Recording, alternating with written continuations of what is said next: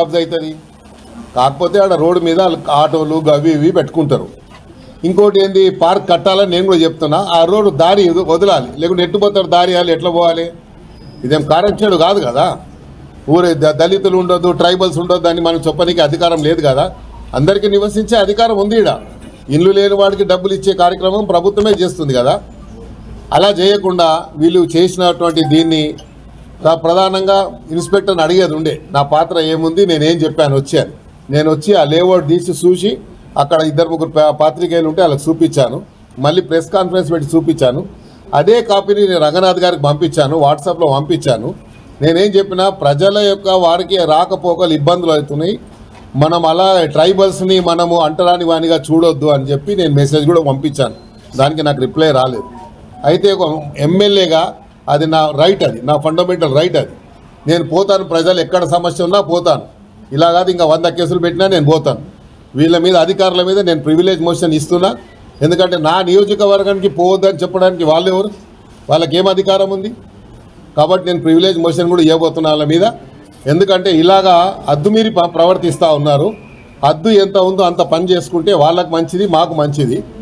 అధికారులు ఏదైతే డిపార్ట్మెంట్ వరంగా అది ఉంటే అక్కడ మీరు ఎవరిని ఇన్వాల్వ్ చేయలేదు. ప్రధానంగా జిహెచ్ఎంసీ ఇన్వాల్వ్ చేసేది ఉండే. ఈవీడీ ఏమంటే నీకు జీపీఏ ఇవ్వలేదు, ముఖ్యమంత్రి గారు రైట్ తీసుకొని మొత్తం హైదరాబాద్లో నీ ఇష్టం వచ్చినట్టు చేసుకోమని చెప్పలే.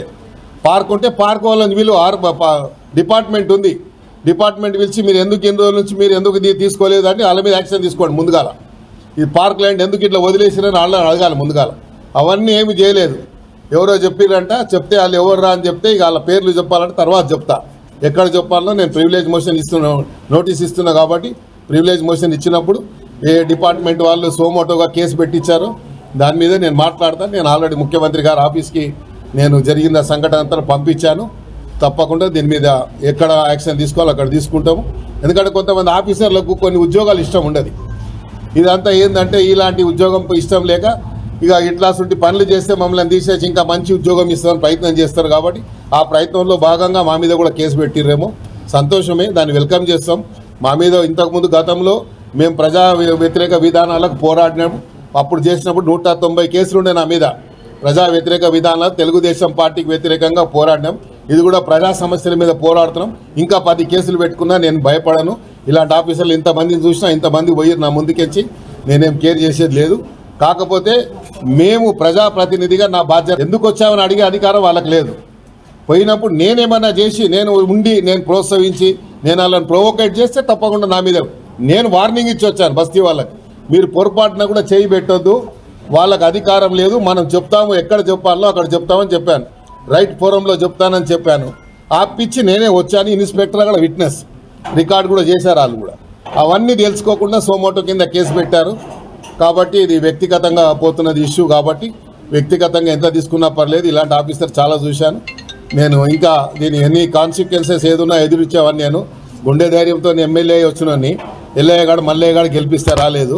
ఇట్లా ఉంటే చాలా మందిని చూసినాను. కొన్ని రిజర్వేషన్స్ ఉంటాయి. కొంతమందికి ఏమో ఆ ఉద్యోగం ఇష్టం ఉండదు, ఆ ఉద్యోగం ఇష్టం లేకుండా గిట్లా ఏదైనా చేస్తే తీసుకుపోయి ఇంకేదైనా మంచి పోస్ట్ ఇస్తారు అనుకుంటారు. కొంతమందికి ఏమో డైలీ పబ్లిసిటీ కావాలనుకుంటారు. మా సమస్యల పరిష్కారం కావాలి.